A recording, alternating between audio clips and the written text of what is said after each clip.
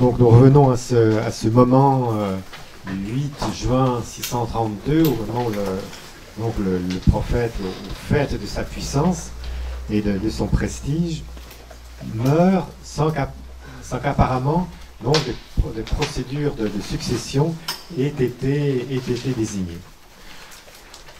Alors on ne sait pas exactement ce qui s'est passé, non pas parce qu'on manque de renseignements, mais parce que, comme je disais à l'instant, on en a beaucoup trop, c'est-à-dire que vous avez des historiens sunnites, chiites, qui donnent des dizaines et des centaines de récits de hadiths à ce sujet-là. Alors si on essaie de reconstruire, de croiser, de comparer, on peut dire la chose suivante. C'est que dès avant la mort du prophète, la communauté musulmane était dynamisée par ses succès, mais il y avait quand même pas mal de tensions. Et notamment, il y avait, disons, deux grandes tendances. Il y avait une première tendance qui était celle qu'on peut dire des Mécois, ou avec un vocabulaire anachronique, la bourgeoisie mécoise. Mais parmi les plus fidèles disciples de Mohammed, il y avait son ami Abu Bakr, qui était un des premiers convertis, un homme très respecté, qui avait beaucoup d'autorité et beaucoup de savoir-faire politique. Il y avait également Omar ibn al-Khattab, qui était un personnage très énergique, très décidé, qui va jouer un rôle très important. Mais derrière ces gens-là qui étaient convertis vraiment de la première heure, il y avait aussi toute une série alors de Mécois qui, eux, étaient restés païens, avaient fait la guerre au prophète pendant des années. Quand le prophète était à la Mecque, l'avait insulté, couvert de moqueries, avait essayé de saper tout ce qu'il pouvait entreprendre. Donc tous ces gens-là, à commencer par Abu Sufyan et la famille des Omeyyades, donc tous ces gens-là qui en 630 se sont convertis à l'islam, et comme prix de leur conversion ont reçu des postes très importants dans l'armée, dans l'administration de l'État musulman. Donc tous ces gens-là appartenaient, disons, au même milieu mécois. Donc c'était, on peut dire, une tendance en quelque sorte. Et puis il y avait une autre tendance qui était représentée par des clans, notamment à Médine, qui s'étaient ralliés au prophète au moment de l'hégire, qui avaient combattu pour lui, et puis qui se trouvaient au bout du compte avec des parts de butin beaucoup moins importantes, des postes moins importants, et qui étaient depuis des années déjà assez hargneux et se sentaient lésés par rapport, disons, aux Mécois et surtout par rapport aux nouveaux convertis. Les mécontentements se sont cristallisés en particulier autour de la personne de Ali ibn Abi Talib. Ali ibn Abi Talib était le jeune cousin germain du prophète. C'était lui aussi un des premiers convertis, peut-être même le premier converti, donc qui avait émigré avec Mohammed et qui avait épousé la seule fille, enfin la fille de Mohammed, la seule qui lui donnait une descendance, Fatima. Et Ali, qui était un très brave guerrier, donc, avait regroupé autour de lui tous ces mécontents parmi les clans les moins influents, peut-on dire. Et au cours des différentes campagnes à l'avenir, il y avait non seulement une question de mécontentement, mais une question de répartition des butins, surtout quand les conquêtes commenceront. Il y avait des propriétés énormes, des richesses énormes qu'il fallait diviser. Et donc Ali était partisan de la répartition du butin entre tous. Ce qui fait qu'au moment de la révolution iranienne, on a voulu faire de Ali un socialiste avant la lettre, ce qui est totalement anachronique. Mais enfin, il y a un peu cette idée-là. Donc Ali représentait cette tendance. Alors donc, brusquement, le prophète décède, et il y a un mouvement, donc les notables se rassemblent et se mettent à discuter pour savoir ce qu'on fait maintenant, qui va accéder au pouvoir. Omar et Abu Bakr se réunissent avec les principaux notables médinois pour décider de la situation. Et ce qu'il a été laissé pour compte, enfin en tout cas Ali ibn Abi Talib, lui, s'occupe du corps de son beau-père, de son beau-père et oncle, Mohammed. C'est lui qui va s'occuper donc des funérailles, de commencer à entreprendre les funérailles de Mohammed. Et pendant ce temps, très vite, Donc les notables à Médine, parce que il n'y a pas de téléphone, ça c'est pas un parlement qui a voté, on a décidé que Abou Bakr, qui était un personnage assez consensuel, deviendrait le successeur. Ali sera furieux, il mettra plusieurs mois avant d'accepter cet état de fait. Pour autant, il semble qu'Ali, à cette époque, n'aurait pas été désignable comme calife, il était vraiment très jeune. Alors, la situation a été vraiment réglée de façon très pragmatique, avec une énergie d'ailleurs, un génie politique remarquable, parce qu'au fond, Abou Bakr a été nommé, il a été nommé quoi? Il a été nommé chef de l'État dont Médine était la capitale, mais lui-même, enfin bon, quelle était la position par rapport à son pouvoir religieux? La question a été débattue au fond au fur et à mesure que le mouvement s'est créé.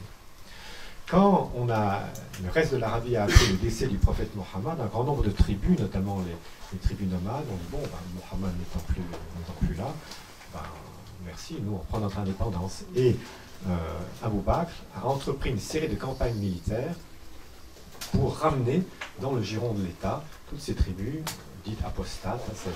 Donc il y a eu une année de combat, et finalement l'État d'Arabie a été réorganisé grâce à la sagesse d'Abou Bakr, qui a su nommer au poste de commande des généraux qui vont s'avérer être d'excellents stratèges dans les années à venir.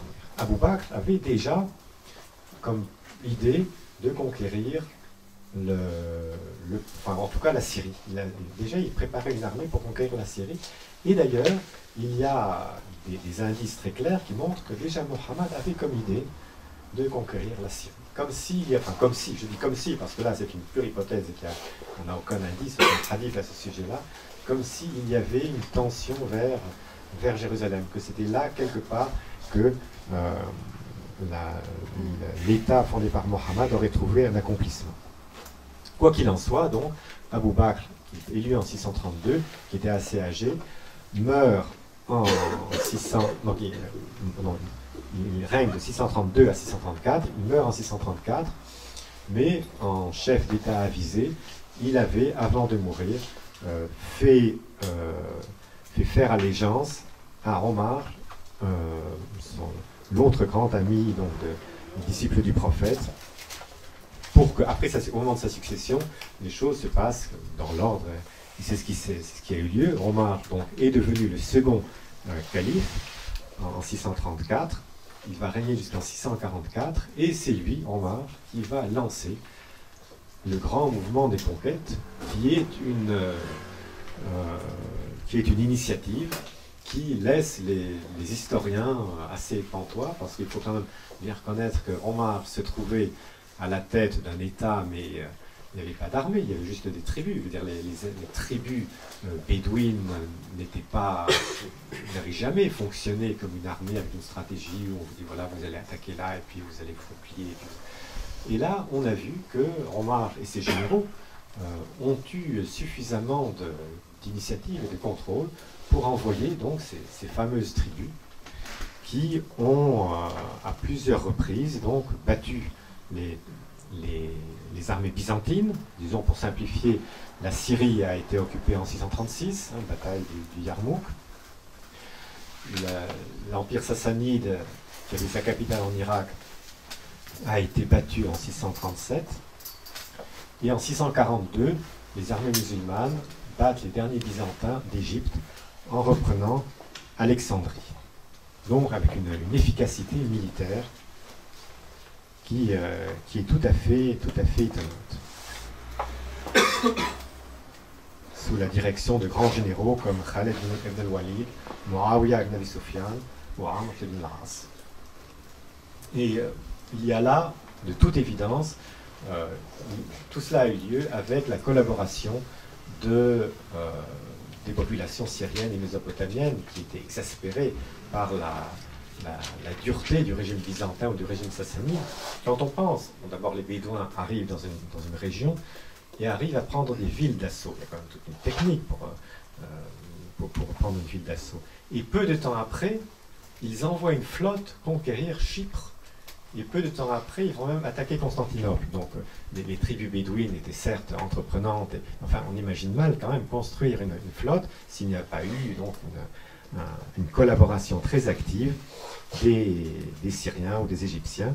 Et ça, c'est une des grandes caractéristiques dont je crois qu'il faut souligner, à savoir que les populations du Proche-Orient se sont senties soulagées, voire pour certaines d'entre elles délivrées, par l'arrivée des armées musulmanes et par l'instauration d'un régime qui, à l'époque, était un régime comment dire, qui n'avait pas bougé grand-chose. Enfin, on en reparlera tout à l'heure, donc. Mais les premiers califes vont simplement récolter des impôts, mais vont laisser en tout cas les populations tranquilles quant à leurs affiliations confessionnelles ou autres. Il faut savoir que les deux grands empires byzantins et sassanides sortaient de très longues guerres, étaient complètement épuisés financièrement et militairement. Mais quoi qu'il en soit, donc, la conclusion est là. Les armées du calife Omar ibn al-Khattab vont contrôler toute une partie du Proche-Orient d'une façon qui est tout à fait irréversible. Depuis, ces pays sont restés fidèles aux conquérants, si on peut dire. Ils ont été complètement assimilés, participants depuis cette date. Omar ibn al-Khattab meurt en 644, assassiné, mais pour une raison purement privée, par un esclave qui lui en voulait. La tradition dit, mais c'est peu possible, qu'avant de mourir, il a désigné 6 personnalités, parmi lesquelles un calife devait être choisi. Ce qui montre bien que ce n'est pas une question d'élection, puisque sinon le chiffre aurait été impair. C'était vraiment une délibération. Parmi ces personnalités se trouvait Ali ibn Abi Talib. Ali aurait bien sûr aimé être élu, mais il ne l'a pas été. Le choix de cette petite commission s'est porté sur Othman. Othman appartenait à l'importante famille mécoise des Omeyyades. Les Omeyyades ont été au début de l'islam farouches opposants de la prédication de Mohammed. Othman était le seul de cette famille-là qui s'est converti très vite et de façon très, très fidèle.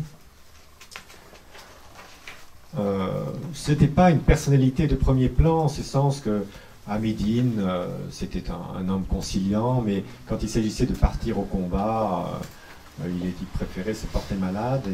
Mais en tout cas, c'était bon, il avait un consensus autour de lui, et surtout, il appartenait à cette famille qui était devenue tellement importante. Othman arrive au pouvoir donc en 644.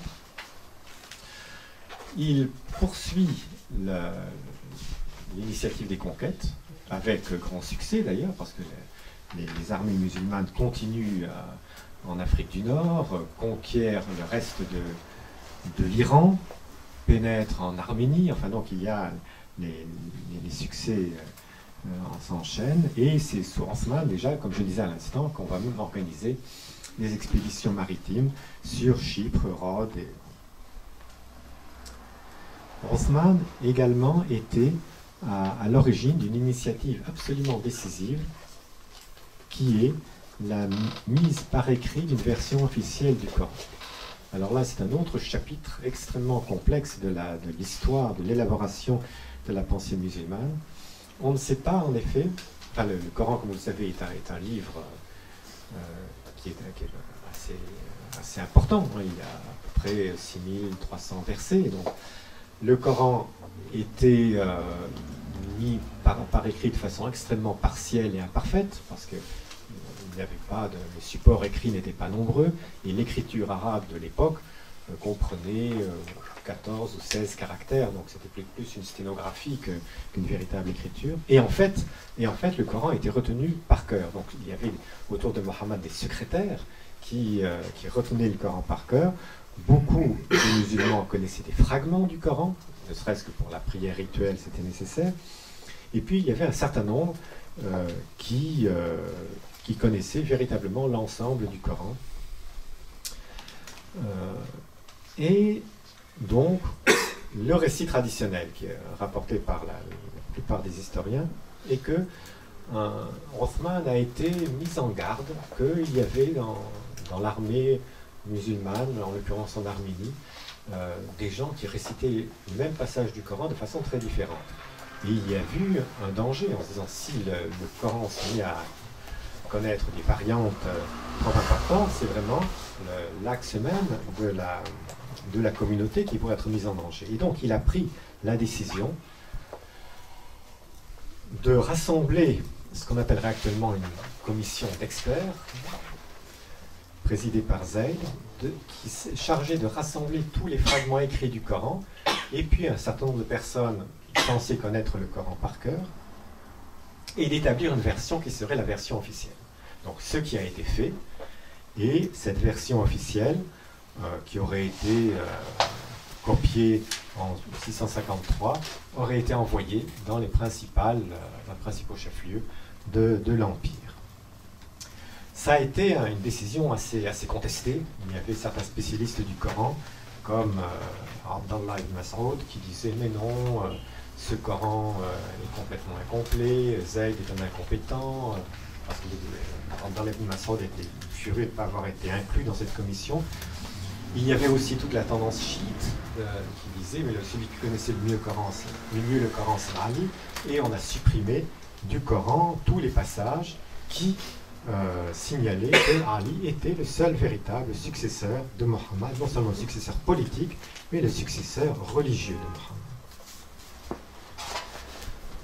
Quoi qu'il en soit, donc il y a eu des protestations, mais ce qu'on appelle la vulgate coranique de Othman a fini par s'imposer, à telle enseigne que les chiites, qui, pour certains, contestent le Coran de Othman, disant qu'il a été vidé d'une grande partie de son contenu, qu'il a été censuré, même les chiites n'ont que le Coran de Othman. Il n'y a donc plus qu'un seul Coran pour l'ensemble des musulmans, même s'il y a un grand nombre de petites variantes, mais le Coran de Othman s'est imposé.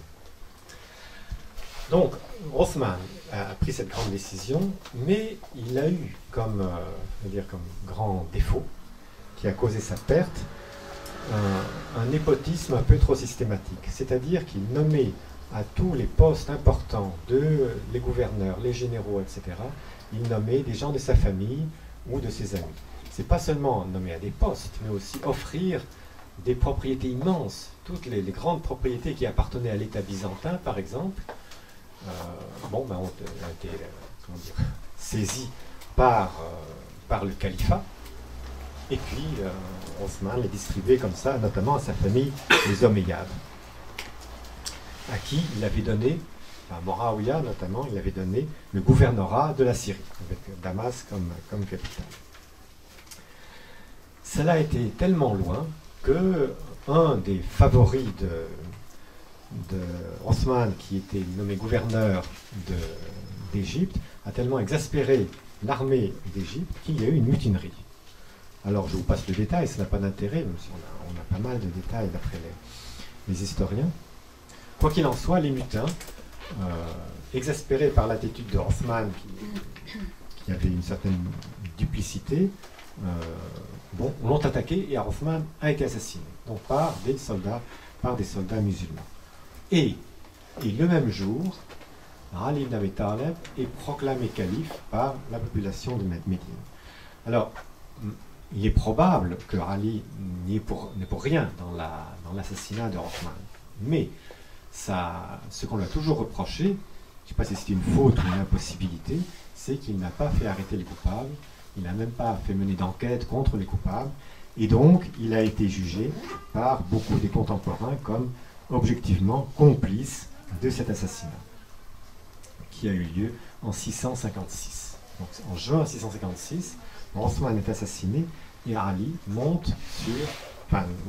devient calife, mais devient calife dans une circonstance extrêmement trouble, qui déclenche une guerre civile presque automatiquement, puisque Moraouia, donc le cousin du calife Othman assassiné, refuse de le reconnaître refuse de reconnaître son califat. Et il y a plusieurs mouvements séditieux qui se déclenchent. Par exemple, une des femmes du prophète, Aïcha, qui avait joué un rôle important à l'époque du prophète et qui entendait conserver ce rôle, s'est révoltée contre Ali. Ali a réussi à battre son armée, mais malgré tout, il a été donc amené à se confronter avec Muawiyah. Ali donc a destitué Muawiyah. Muawiyah refuse bien sûr de quitter sa place de gouverneur de Syrie. Ali a reçu l'appui de la province d'Irak. Et ce n'est pas un hasard d'ailleurs si jusqu'à nos jours l'Irak, le sud de l'Irak principalement, est un pays profondément chiite. L'affrontement a lieu en 657 sur le moyen cours de l'Euphrate, dans la bataille de Siffin. Et cette bataille de Siffin marquera en quelque sorte la date de l'éclatement de la communauté musulmane qui reste jusqu'à nos jours blessée en quelque sorte par cette rupture entre les différentes factions, disons, de la communauté. D'après les éléments convergents des différents historiens, la bataille s'engage, une bataille longue qui dure plusieurs jours, et il semble que l'armée de Ali était en passe de l'emporter, militairement parlant. Amr ibn al-As, qui était un général combattait avec Muawiyah, avec les Omeyyades, trouve comme subterfuge de demander un arrêt des combats en brandissant les feuillets du Coran sur la pointe des lances des combattants, en disant bon, arrêtons de nous battre entre musulmans, c'est une honte, etc. Et pour une raison qu'on ne peut pas s'expliquer, en tout cas, Ali accepte la trêve. Donc Ali commet l'erreur pour lui d'accepter la trêve. Et d'accepter, on arrête les combats et on va trouver une solution par arbitrage. Alors, ça a une double incidence catastrophique pour lui. D'abord parce qu'une partie de son armée a été scandalisée en disant, ce dont on parlait tout à l'heure, la victoire militaire est donnée par Dieu. Ce n'est pas les hommes qui peuvent dire on va s'arrêter de se battre. Non, il faut se battre jusqu'au bout. C'est très important. Et donc, ils accusent Ali de trahison. Et ils sortent de son armée. Ils quittent son armée, on les appelle les Kharidjites, ceux qui sont sortis. Et d'autre part, Ali accepte un arbitrage, mais ça se passe très mal parce que lui-même nomme un arbitre qui était très modéré, l'autre arbitre nommé par Muawiyah était beaucoup plus rusé, et finalement, l'arbitrage auquel il avait juré de se soumettre, lui est défavorable, et il refuse de se soumettre à l'arbitrage. Donc, il se met lui-même en contradiction avec sa propre parole. Finalement, il n'arrive à garder, disons, comme autour de lui que la province de l'Irak. Petit à petit, il perd du terrain. Muawiyah est proclamé calife en 660 à Damas. Et en 661, Ali meurt assassiné par un Kharidjite qui veut venger la répression de Ali contre les Kharidjites. Donc les Omeyyades ont gagné, en principe, disons, la guerre est close. Mais d'une certaine façon, le combat ne faisait que commencer. En effet, tous les partisans de Ali, beaucoup de partisans de Ali, ont refusé la défaite, ou plutôt on continue à considérer, et ça c'est ce que proclament toutes les différentes communautés chiites, que le seul successeur légitime de Mohammed était Ali. Que Ali non seulement aurait dû succéder à Mohammed au califat, mais que Ali avait été initié au savoir spirituel de Mohammed, c'est-à-dire que en tant que initié par Mohammed, Ali était le seul habilité à véritablement comprendre le Coran. C'est lui qui connaissait le sens intérieur du Coran. Et après lui, donc Ali meurt, et après lui, ses descendants, que les chiites appellent imams, donc qui sont considérés comme des autorités infaillibles, muhaddath, à qui les anges parlent. Et donc le principe du chiisme est le suivant: Dieu qui est juste n'a pas laissé la communauté musulmane sans un guide vraiment sûr, et ce guide sûr et infaillible, c'est l'imam, et c'est une nécessité de la justice divine. Mais donc, à partir de cette idée-là, cette vénération qu'ils ont fait leurs imams a une conséquence politique très claire, c'est que les autres califes, c'est-à-dire les trois premiers califes, Abu Bakr, Omar, Othman, et bien sûr les califes omeyyades, sont par définition des usurpateurs. Ce sont des usurpateurs, et non seulement ils ne sont pas légitimes, mais ce sont même les ennemis de la religion. Donc il va s'élaborer au sein du chiisme tout un discours qui va non seulement s'opposer aux Omeyyades et aux premiers califes, mais même les diaboliser. C'est l'armée des ténèbres. Les imams sont dépositaires du savoir, du véritable savoir de Mohammed, et donc ceux qui les combattent sont vraiment les armées des ténèbres.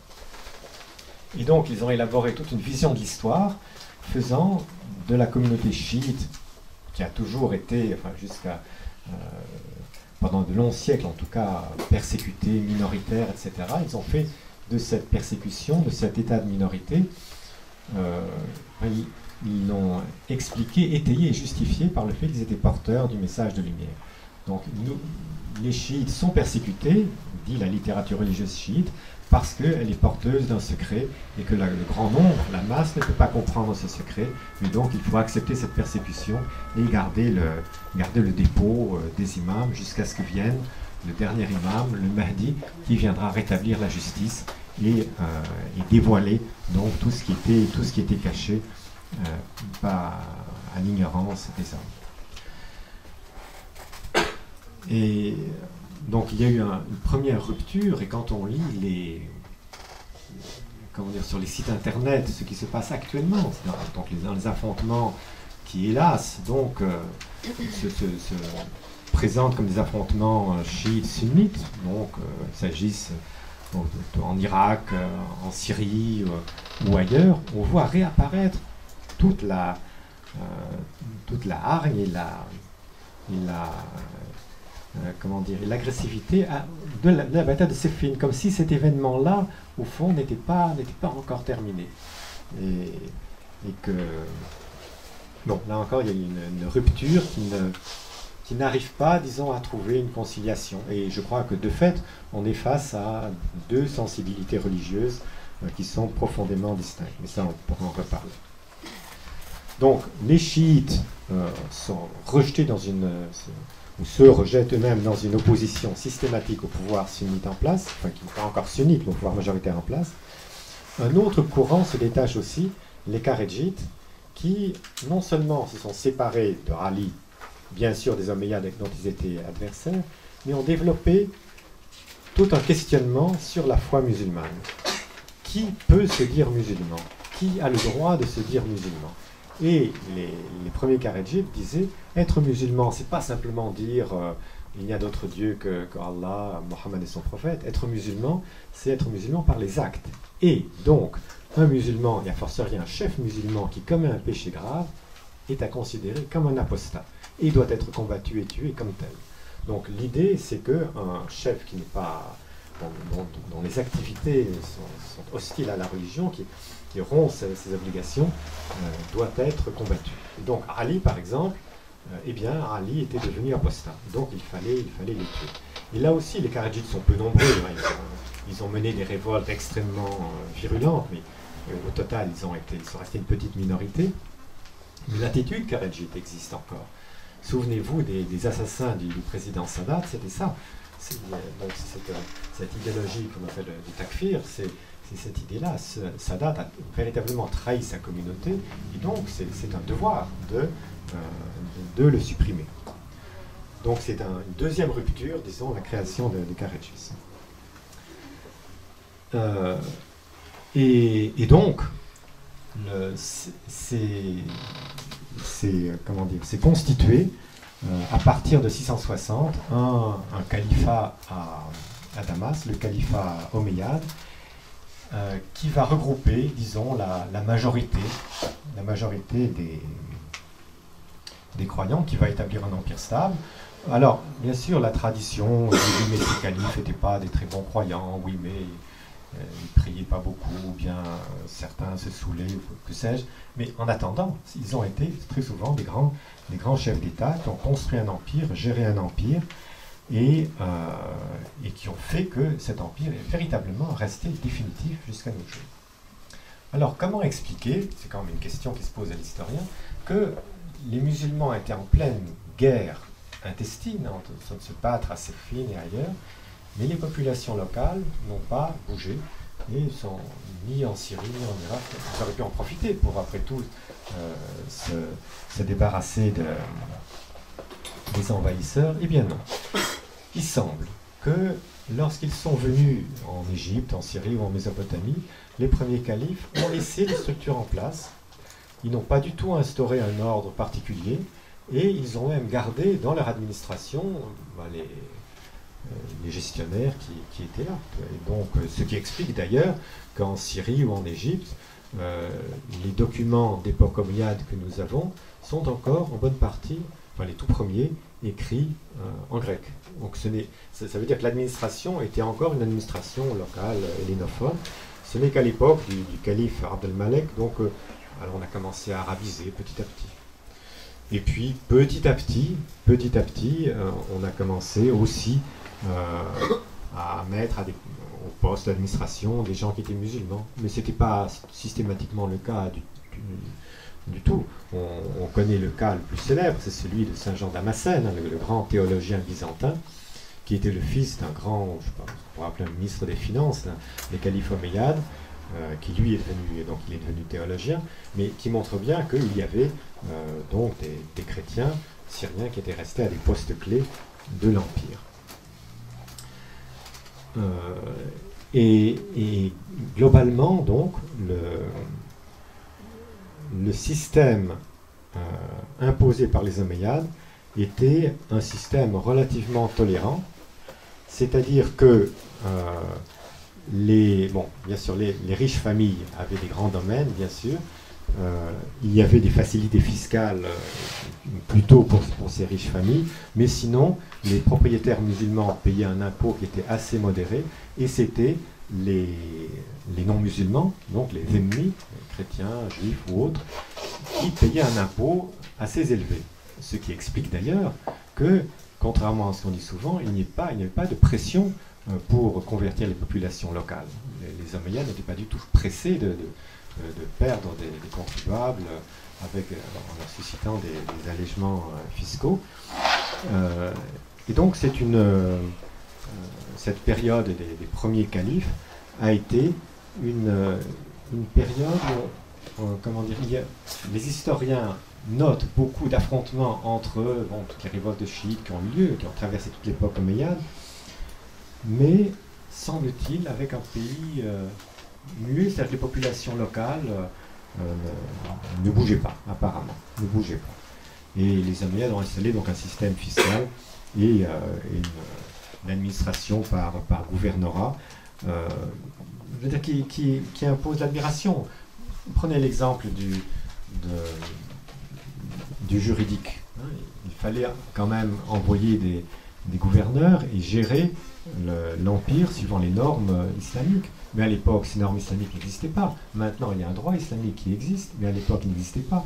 Et donc, les califes omeyyades ont nommé dans les grandes villes de l'empire des gens qui avaient charge de faire la justice. Et qui l'ont fait avec beaucoup d'efficacité, puisque finalement, il y a maintenant un droit musulman relativement homogène, même s'il y a 4 écoles juridiques, il y a quand même un droit musulman assez homogène. Et donc, voilà, on peut admirer le pragmatisme, disons, de tout ce qui s'est passé durant cette première période de l'Empire, à la fois les 4 premiers califes et et l'Empire omeyyade. Alors, comme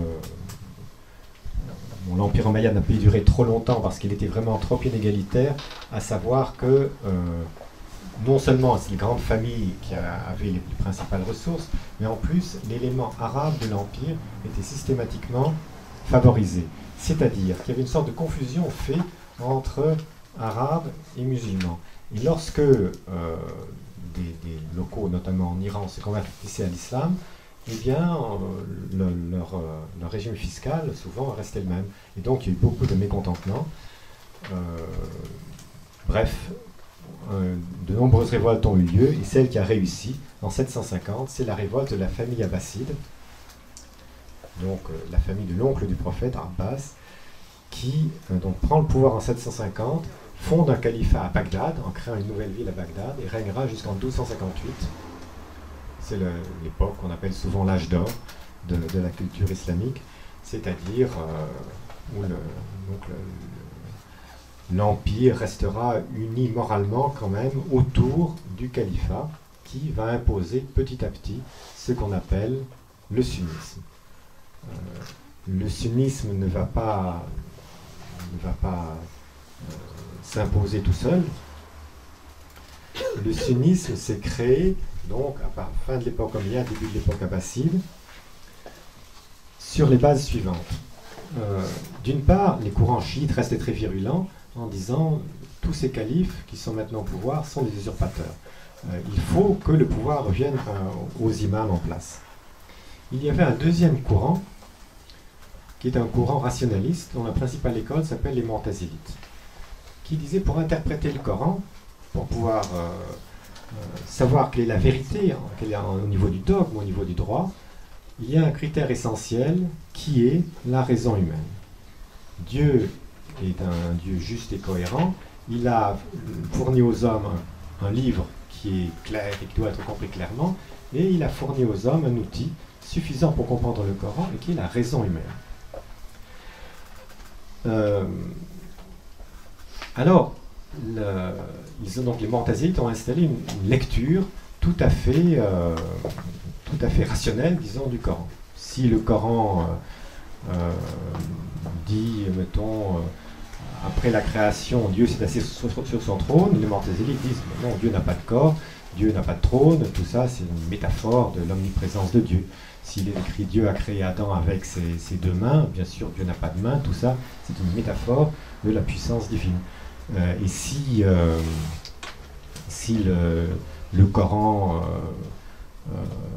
disons, prêche la religion, c'est que l'homme est libre. Donc il y a des versets qui disent que c'est Dieu qui décide, qui sont prédestinationnistes, et les Mu'tazilites disent non, l'homme doit nécessairement être libre.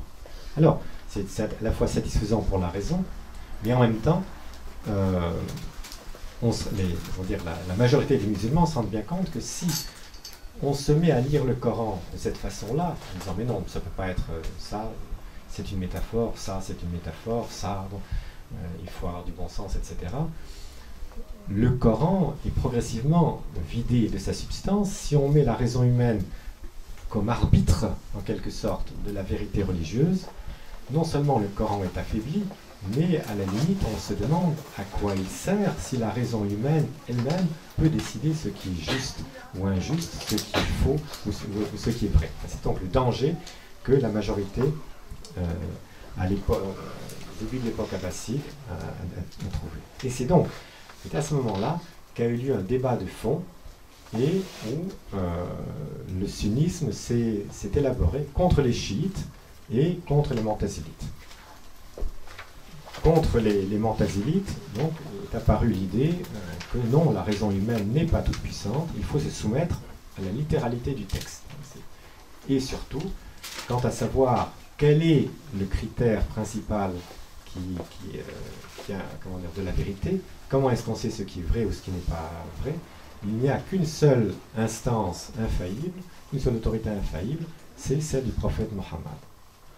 C'est lui seul qui pouvait interpréter le Coran, la loi, la vérité. Et donc, pour savoir ce que le prophète Mohammed pensait, on a commencé à développer ce qu'on appelle la science du hadith. Donc, qu'est-ce que le prophète a dit, etc. On a recueilli toutes ces paroles et on a fait du prophète Mohammed une personnalité radicalement infaillible. C'est ce qu'on disait au moment des questions.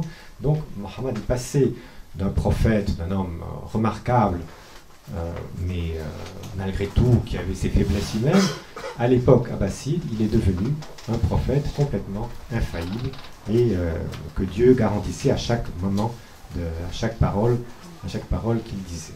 C'est aussi à ce moment-là où, bon, je vais bientôt conclure, mais c'est un problème trop important pour ne pas en parler. Donc Mohammed est infaillible, il faut il faut interpréter dans la ligne de ce qu'il a dit et dans la ligne de ce qu'il a fait. C'est les bases de l'islam sunnite. Et il y a eu tout un débat pour savoir si le Coran a été créé ou incréé. Alors, maintenant, ça paraît un débat complètement abstrait, dont on ne voit pas l'intérêt. Mais en fait, si, c'est en quelque même tout le destin de l'interprétation de la théologie musulmane qui s'est jouée à ce moment-là. Si on dit le Coran est créé par Dieu, c'est ce que défendait le mortazilisme et c'est ce que défendait le calife Mamoun, qui disait le Coran est créé par Dieu à chaque moment de l'histoire où ça a été nécessaire. Dieu a envoyé le Coran à chaque moment où le prophète en avait besoin. Donc on établit un lien entre l'histoire et le texte. Le texte se comprend par l'histoire, par la circonstance dans laquelle il est prononcé. Et le Ma'moun a bataillé pour ça parce qu'il voulait que le Coran soit interprété dans le concret, dans l'histoire concrète, par le chef légitime, à savoir lui-même, bien sûr, c'est lui qui s'est posé comme interprète du Coran. Si on dit que le Coran est éternel, c'est ce que disent les sunnites, qu'il n'a pas été créé, qu'il existait même avant la création du monde, ça veut dire que le Coran est intangible, qu'il surplombe l'histoire, qu'il ne dépend pas des circonstances, et du coup, eh bien, il n'est valable en tout temps et en tout lieu. Et donc vous voyez ici, avec ce qui se passe maintenant, ce dont on parlait à la première heure, si on considère que tous les versets du Coran sont éternels, donc il y a un problème d'exégèse qui se pose dès lors qu'on essaie de l'appliquer à des circonstances historiques. Enfin, je m'arrête là parce que sinon on s'éloigne bien de la question des premiers califes, mais simplement on voit bien que tout cela est en germe dans le fait que ni le Coran ni les prophètes n'avaient au fond statué sur la question à la fois du pouvoir politique et de l'autorité morale en islam. Alors voilà, pour conclure, je rappellerai simplement que tous ces récits continuent à avoir cours. Non seulement la vie du prophète, bien sûr, mais chez les chiites, par exemple, la vie de Ali, le drame de son fils Al-Hussein, c'est quelque chose qui est vécu, qui est actif, qui est dans les imaginaires. Mohammed à la Mecque, Mohammed à Médine, ce sont des modèles d'action. Par exemple, il y a beaucoup de musulmans qui, vivant dans des pays non musulmans, se considèrent en quelque sorte dans une situation mécoise. Ils vivent en minorité, soumis à des opinions, à des pressions qui ne sont pas, avec lesquelles ils ne sont pas toujours d'accord. Ailleurs, c'est l'inverse. Les musulmans se trouvent en position médinoise, donc l'État est à dominante musulmane. Parfois, ils sont dans une situation qui rappelle Siffin, etc. Donc, je crois qu'il est important de bien garder à l'esprit toutes ces histoires, tous ces récits qui sont toujours actifs et qu'on réinterprète, qu'on revit jusqu'à maintenant, comme l'illustrent les événements récents. Et en principe, ces histoires sont rejouées indéfiniment. Et j'allais dire jusqu'à la fin des temps, mais ça se vérifie un petit peu, puisque justement, le discours qui est développé par de nombreuses tendances, et pas seulement le djihadiste, c'est un discours eschatologique en disant nous sommes actuellement entrés dans la période dernière de l'histoire, celle qui est prévue dans les hadiths. Voilà, je vais m'arrêter ici. C'est votre question.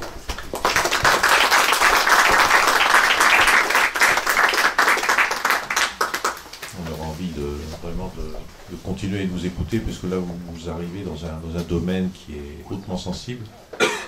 Cette notion de contextualisation, non-contextualisation d'un texte sacré. Et ça ne concerne pas que l'islam d'ailleurs, on pourrait être pour le judaïsme, le christianisme et autres. Et avant de passer la parole à la salle, moi je vais poser la première question dont vous pourrez noyer la réponse dans les réponses que vous pourrez donner aux autres questions. C'est où je reviens un petit peu en arrière, à l'époque du calife Osman, lors de ce qu'on appelle la recension du Coran. Sait-on pourquoi, même si on peut avoir une petite idée, mais sait-on pourquoi finalement ce Coran a été tel qu'il a été établi et n'est pas dans l'ordre de la révélation et privilégie, à part la première sourate, qui est une mécoise, donc l'une des premières, privilégie les sourates plus récentes, en fait, dites les médinoises, qui se préoccupent d'abord de la codification de la société. Est-ce qu'on a une idée? Est-ce que c'était à des fins politiques immédiates? Est-ce que c'était un besoin du moment? Le sait-on? Voilà. Maintenant, je vais poser la question. Alors, je peux passer le micro à la salle pour qu'elle puisse poser toutes les questions qu'elle veut. J'ai une question, si tu me donnes la parole. Est-ce que vous pouvez revenir sur les raisons qui ont motivé exactement la révolte de la famille Abbaside? Oui. Alors, pour répondre d'abord à la première question, honnêtement, on ne sait pas trop quels sont les critères qui ont présidé à la classification à l'intérieur du Coran, ni comment les sourates ont été constituées, parce que les grandes sourates médinoises sont en fait constituées de plusieurs fragments, souvent mis ensemble. Comment ces fragments ont été mis ensemble, et puis après comment les sourates elles-mêmes ont été mises ensemble. On ne sait pas. Pourquoi est-ce qu'il y a une sourate qui a 3 versets, et pourquoi est-ce que la sourate de la vache en a, je sais pas, 283 ou 6 Eh bien, on ne sait pas. C'est même très troublant de se demander, mais pourquoi est-ce que cet événement si important est si mal connu, comme si le pouvoir de Othman disait, bon, voilà la version officielle, la tradition dit qu'il a fait détruire toutes les autres versions écrites, et on n'en parle plus. Et on n'en parle plus, et on ne soulève plus la question. Alors, cette façon de procéder a bien sûr soulevé l'indignation de certains autres lecteurs du Coran. Et alors la question que vous posez, personne ne l'a soulevée, la question de l'importance des questions sociales, non, mais en tout cas, les chiites, par contre, ont insisté sur le fait que si cette version officielle avait été comme ça envoyée, et si on avait détruit les fragments, les autres fragments, c'est qu'il y avait le rôle de Ali qui avait été gommé, et il existe des ouvrages chiites qui restituent donc les soi-disant censures, disons, du Coran othmanien. Donc, mais bon, là aussi, c'est improuvable, c'est indémontrable. C'est indémontrable. Alors, la question des Abbassides. La question des Abbassides est très intéressante parce que c'est une confluence qui a été tout un long complot qui a été piloté par donc, les Abbassides, des descendants de l'oncle du prophète, donc ils n'étaient pas descendants du prophète lui-même, mais descendants de l'oncle du prophète, donc quand même de quelque manière de sa famille, qui ont joué une espèce de double jeu en s'alliant avec d'une part des courants chiites, en disant nous on est de la famille du prophète, et ils ont beaucoup joué avec des courants en Iran oriental, qui étaient des courants révolutionnaires très bien organisés, et en disant on va organiser une grande révolte, on va chasser les Omeyyades et on va installer un imam, un descendant de Ali au pouvoir. Mais simultanément, eux-mêmes étaient de tendance, ce qu'on avait appelé les sunnites, une tendance très modérée. Ils avaient d'autres alliés qui n'étaient pas chiites. Et une fois donc les Omeyyades ont été battus, avec un cours de campagne qui ont été assez longues et assez violentes, ils ont pris le pouvoir. Ils ont installé avant même d'installer leur capitale. Et alors du coup, les alliés chiites sont venus dire bon, maintenant on va installer le califat. Et à ce moment-là, les Abbassides ont carrément supprimé, liquidé physiquement leurs alliés chiites. Donc il y a eu une espèce d'accaparement du pouvoir. Alors bon, c'était peut-être un jeu politique assez cynique, mais en tout cas, le résultat a été que les Abbassides ont installé un pouvoir assez stable, et c'est eux qui petit à petit vont être à l'origine, pas tous, enfin oui, à l'origine de ce qu'on appelle le sunnisme. Pas tous, parce qu'il y a eu l'intermédiaire de Ma'moun, mais il y a eu cette idée donc qui s'est développée que le seconde instance en islam après le Coran, c'est le hadith. Donc là, ils ont développé, ils ont aidé ce mouvement de collection des paroles du prophète. Et bon, on peut dire que c'est grâce à la famille abbasside et qui a écarté donc les révolutionnaires chiites que le sunnisme est apparu, en quelque sorte. On peut dire ça.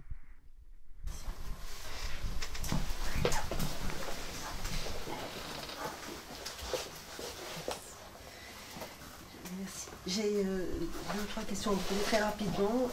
Par rapport à la chronologie du Coran, j'ai entendu que c'était un peu une façon de rappeler les poèmes, la façon dont ils étaient déclamés, c'est-à-dire je ne sais pas si vous en avez entendu parler, de la plus grande strophe à la plus petite derrière. Donc c'est ce que j'ai entendu, j'ai lu, effectivement, que peut-être Othman peut-être c'était un petit peu rallié à ce schéma. Ma deuxième question, elle porte sur le fait qu'effectivement la parole incréée, créée, qui a effectivement aujourd'hui suscite beaucoup d'interrogations, surtout dans le monde occidental. Excusez-moi. Ça marche pas? Oh, bah, je parle pour rien là.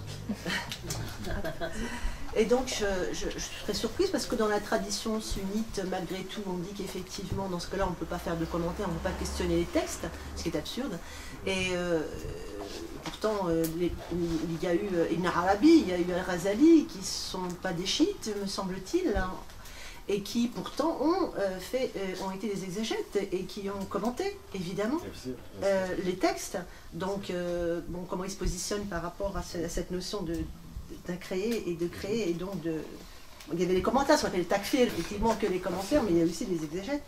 Et ensuite, par rapport au prophète, je termine simplement, quand cette tradition qui consiste à dire qu'il était infaillible, elle est absurde, puisque lui-même disait qu'il n'était qu'un humain, et qu'ensuite, il y a des erreurs qu'il a faites. On voit bien qu'il a été repris par Dieu lui-même, puisqu'il fait des erreurs, et que Dieu, dans la tradition, lui dit « Non, on n'a jamais dit ça, donc tu effaces cette sourate que tu as envoyée. » Donc je ne comprends pas très bien comment on peut dire que c'est une tradition sunnite, puisque le prophète n'est pas considéré comme étant infaillible. Et cette espèce d'identification autour de lui, elle est assez récente. Enfin, la tradition, en tout cas moi qui a été la mienne, ça a été directement de Dieu à nous. Et le prophète, effectivement, c'est un intermédiaire, mais il n'est pas essentiel dans la tradition. Vous pensez au verset satanique, vous dites c'est trompé, non? Oui, bon, entre autres, oui, mais... oui. Oui. Alors, oui, je vous remercie pour toutes ces questions qui sont tout à fait centrales.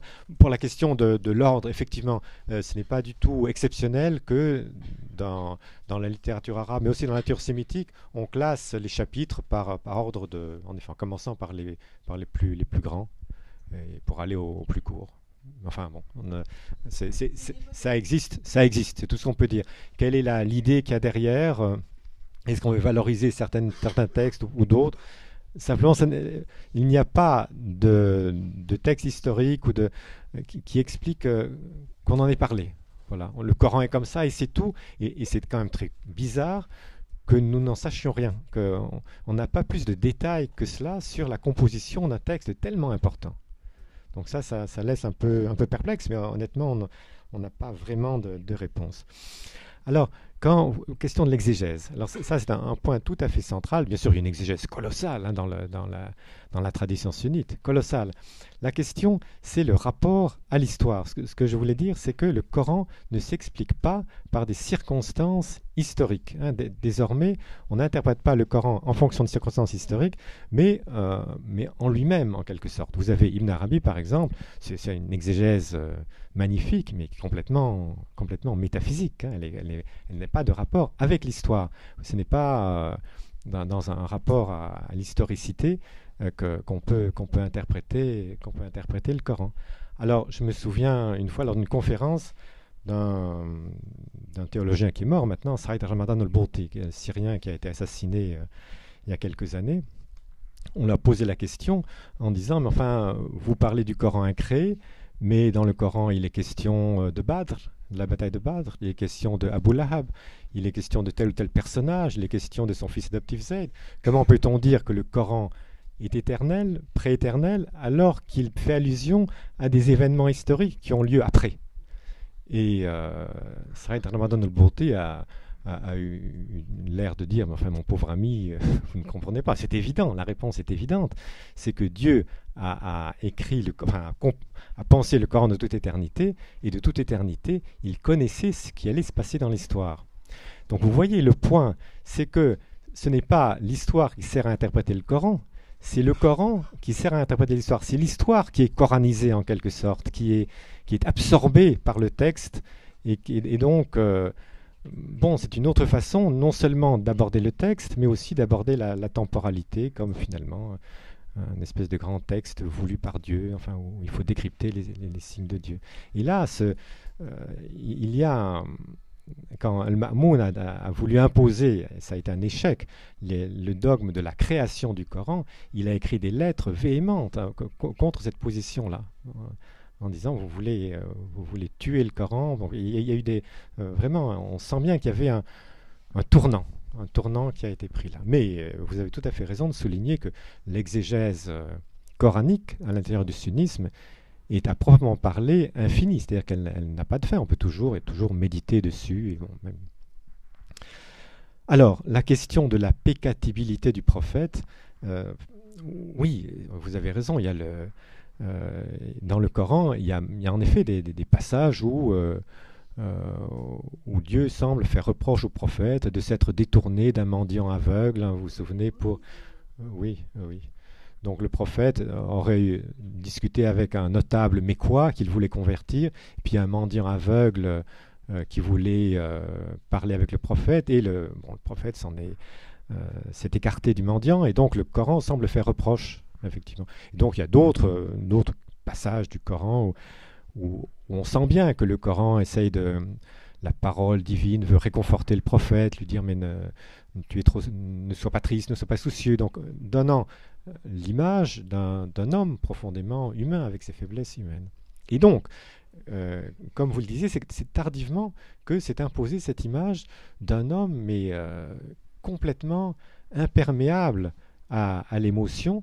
Et alors vous avez des textes comme le Kitab Shifa du Qadi Iyad, donc là on est fin 11e, début 12e siècle, ou alors le prophète, s'il a un comportement humain, c'est pour se mettre à la portée des autres croyants.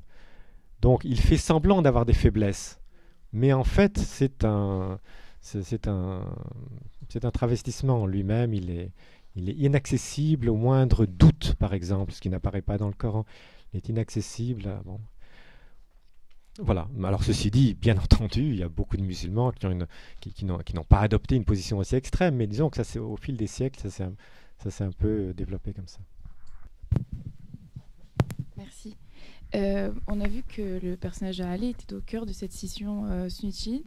Pourtant, il me semble que Hussein est le personnage central de la pensée chiite.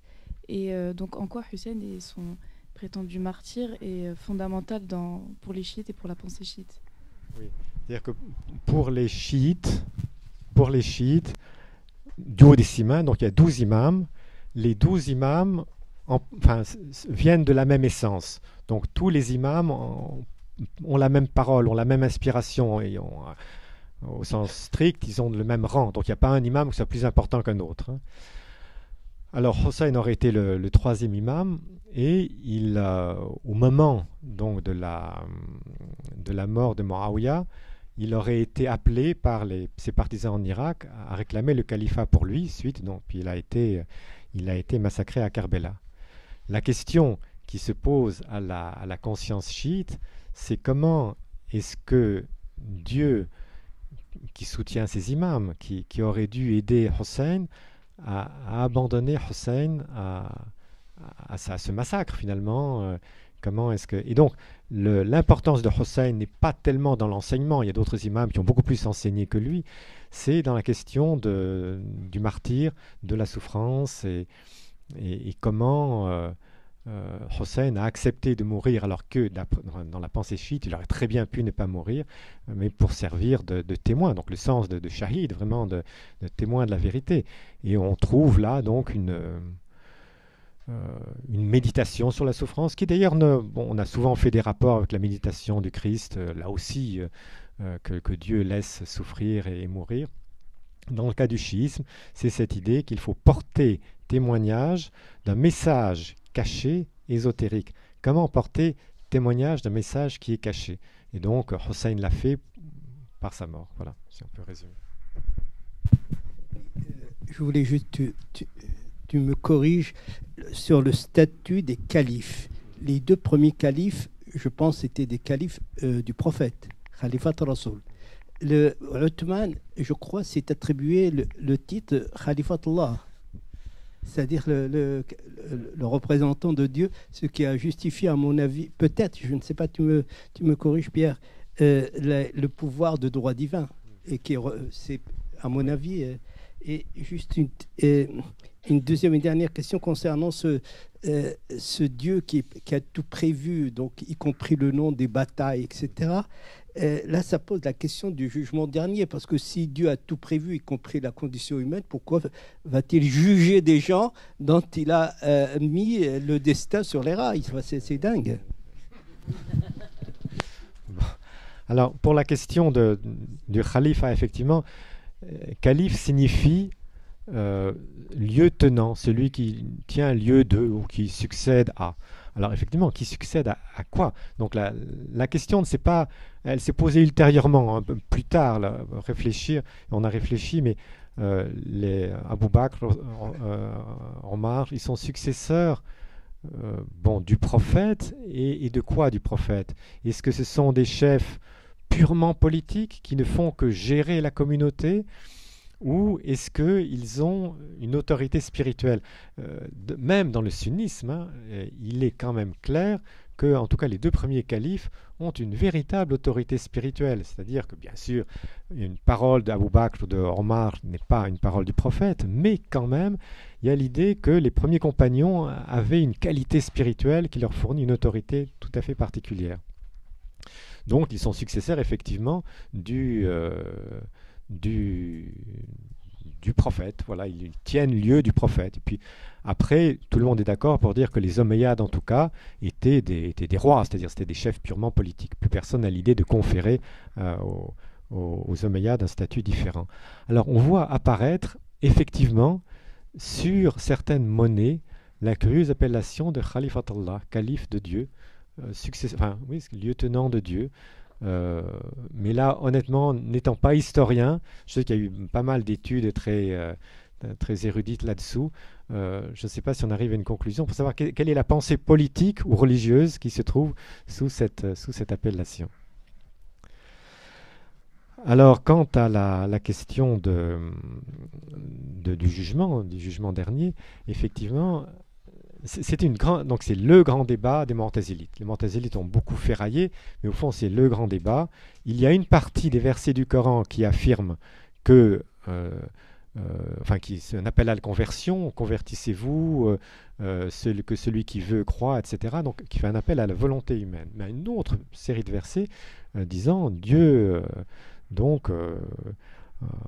en gros, emmènera au paradis qui il veut et en enfer les hommes et les djinns selon qu'il voudra. Donc il y a eu un débat, comment faut-il comprendre cela? Les Mu'tazilites ont pris parti pour la liberté, en disant non, il y a un libre choix en l'homme, sinon c'est toute la prédication coranique qui perd son sens. Alors évidemment, la question c'était comment interpréter les versets de disant mais Dieu enverra en enfer tous ceux qui veulent. Alors eux, souvent les Mu'tazilites disent c'est du tarhib, c'est Dieu veut faire peur en quelque sorte à ceux qui écoutent le Coran pour les amener à une conversion. Il y a un peu cette idée là qu'il ne faut pas tarhib et tarhib, enfin à la fois faire peur et faire envie du paradis. Donc il y a une espèce d'aspect pédagogique dans le Coran. Mais c'est-à-dire que dans le Coran il dit Dieu égare qui il veut, et puis conduit vers le droit chemin qui il veut. Alors, C'est dit, si je fais partie du premier troupeau, je suis... c'est liquidé. Et alors, en gros, la réponse sunnite à la question, c'est de dire la chose suivante. La raison humaine n'est pas en mesure de comprendre les mystères de Dieu. La raison humaine n'est même pas en mesure de comprendre le Coran. Si le Coran a été envoyé aux hommes, c'est pour éclairer la raison, et ce n'est pas l'inverse qui se produit. Et que par conséquent, les hommes ont reçu dans le Coran ce qu'ils ont besoin de croire. Ils ont besoin de croire que Dieu est tout-puissant et décide de tout. Ils ont aussi besoin de croire qu'ils sont responsables de leurs actes. Alors, comment cela se concilie? Là, on ne peut pas savoir, en quelque sorte. C'est ça l'interprétation. On ne peut pas savoir. Donc, quelque part, il y a un... C'est ça, là. Oui.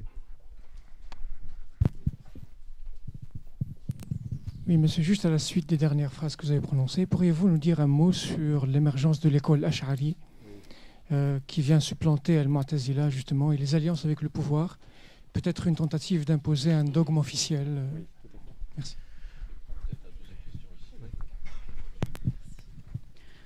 Sur le sujet un peu débattu, peut-on dire ici, et c'est ce qui est un peu dit dans la tradition, que Dieu, oui, est tout-puissant et sait ce qui va se passer, mais qu'il laisse la raison à l'homme, et l'homme a le choix de prendre le chemin de droite ou de gauche.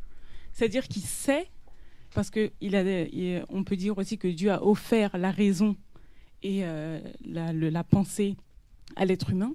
Donc l'homme a la raison. Donc est-ce qu'on peut dire que Dieu sait ce qu'il va choisir, mais le choix est quand même attribué à l'homme, à l'être humain? C'est-à-dire, ce que vous venez de dire, au sens propre, c'est une doctrine mu'tazilite, hein, c'est l'idée. Parce que, en effet, la citation qui vient d'être donnée, donc Dieu égare qui il veut, si on est dans une perspective sunnite de dire il faut vraiment accepter le sens littéral du Coran, le sens littéral, c'est quand même ça. C'est quand même Dieu égare, Dieu guide qui il veut. Alors maintenant, on peut interpréter ça d'une façon mu'tazilite, mais en même temps, bon, voilà. À mon avis, le débat reste à jamais ouvert. Hein, le débat reste à jamais ouvert, me semble-t-il. Alors, les Ash'ari, oui. Alors donc, les mu'tazilites ont été mis à l'écart parce que c'était une tendance, plutôt une minorité intellectuelle, et disons la majorité des musulmans se reconnaissaient dans le sunnisme. Ceci dit, c'est pas pour autant qu'ils se sont arrêtés de penser, loin de là. Donc ce qui s'est passé, c'est qu'il y a une aile, dire littéraliste, ce qu'on appelle les hanbalites, donc qui disent le Coran, il faut l'accepter tel qu'il est, il ne faut même pas raisonner dessus. Hein, donc il y a l'idée que si on ne comprend pas quelque chose, c'est le tawqif, on arrête le raisonnement. Bon. Et alors, il y a eu des sunnites qui n'ont pas voulu s'arrêter là, qui ont voulu quand même réfléchir sur la question, et donc c'est notamment toute l'école ash'arite qui développe une théologie pour, en quelque sorte, expliquer la lecture littérale du Coran. Alors, par exemple, on va prendre l'exemple cité, Dieu a créé le monde, et puis, ala al-arsh istawa, il s'est assis sur son trône. Les mu'tazilites disent il n'y a pas de trône, il n'y a pas de... Bon, Dieu ne s'assied pas, évidemment. Les ash'arites ne disent pas, comme les hanbalites, qu'il faut garder le sens littéral, il faut s'arrêter de penser. Ils disent le Coran exprime quelque chose qui est réel avec des mots humains, mais nous ne pouvons pas comprendre comment. C'est le fameux bila kaifa. Donc il faut croire à chaque fois qu'il est question d'anthropomorphisme, que c'est quelque chose de réel, mais que nous ne pouvons pas nous représenter. Voilà, donc c'est ça. Et donc l'ash'arisme a développé toute une science extrêmement complexe, mais qui justifie, disons, ce qu'on peut appeler l'orthodoxie sunnite, et c'est pour ça que l'ash'arisme est devenu la théologie presque officielle de l'islam sunnite. Oui.